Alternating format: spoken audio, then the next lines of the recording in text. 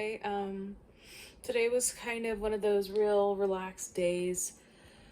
Uh, yeah, I woke up, I wasn't feeling well at all this morning. I was real sluggish. So I have really bad seasonal allergies, specifically in the summertime. There is a tree or bush that I am very allergic to called a crepe myrtle. If you've lived in the South, you might know what it is. It's a beautiful, beautiful flowering bush, but when it flowers, basically my hay fever goes nuts. So I had to take some allergy medication, and it started to feel better, but I'm still, kind of dealing with a headache. And usually this happens whenever the crepe myrtle starts to bloom because it's actually a botanical relative to the spice that I'm actually deathly allergic to. So I'm allergic to allspice, and allspice is not all the spices mixed together. It's actually a berry that comes from Jamaica, and botanically related to the crepe myrtle. And yeah, if I have that, I actually can go into anaphylactic shock. I've unfortunately had to deal with that a few times in my life. So yes, I can't carry EpiPens, but in general, I just avoid it. It is harder to avoid though because most people don't know what it is, and it's hidden in a lot of things. So, for instance, it's in Jamaican food like jerk chicken, things like that. It's in jerk seasoning. That's an obvious one. What isn't obvious is that it's an Old Bay seasoning. So if I go to Maryland or down to Virginia, I have to be very careful with the food there. I also have to I can't have ketchup. It's in a lot of ketchups. It's in barbecue sauce because it's in ketchup. It's in pickles because in the pickling spice blend. It's in pastrami. So yeah, it's an adult onset allergy as well. It was not something that I ever knew I was allergic to until I was in I think I started having allergic reactions to it in my master's degree. And once you have like a severe allergy like that, it's actually really easy to develop other severe allergies. So I developed another adult onset allergy to blueberries, and that was probably close to 6 or 7 years ago. And I love blueberries. The other thing it could be is that the blueberries actually come into season exactly at the same time as crepe myrtles are blooming. So there could be some like cross pollination type stuff, especially in North Carolina where I used to live.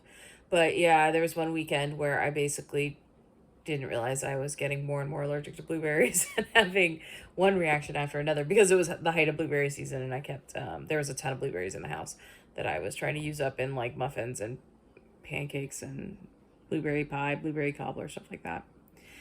Anywho, I thought I'd pop on and say hello, but also I wanted to show you one of my former knits. It is really hot outside. I put this sweater on just for you guys. But it is my So Faded by Andrea Mowry. So here, sorry, you saw my computer keyboard. So here it is. It is made in different yarns. 3 of the yarns are actually hedgehog fibers. So let me see if I can't pull them up real quick and talk to you about it. But this was like all the rage a few years ago. And I do like it because you can use mini skeins that are very similar in color, or you can kind of create this, kind of mishmash effect with things that are a little bit more different in color. So of the yarns, 2 of them are very similar in color. And you wouldn't even know that they were different yarns unless I told you. So the top one is Araucania Huasco sock, hand painted in emerald. And this was the color that I was referring to that I have the other day. It's like an emerald green. It's very teal colored. The next color was a leftover from, it was actually my first Christmas Eve cast on. And since you can kind of fade wherever you want to, I just wanted to use yarns that I had a little bit of. And then I used like some fuller skeins. So the next color I have is by MJ's Simple Sock in Fruit Juice. Then we get into hedgehog fibers. And now, trying to remember which one is which, I cannot tell you. But basically, there are 2 yarns here, these speckled yarns.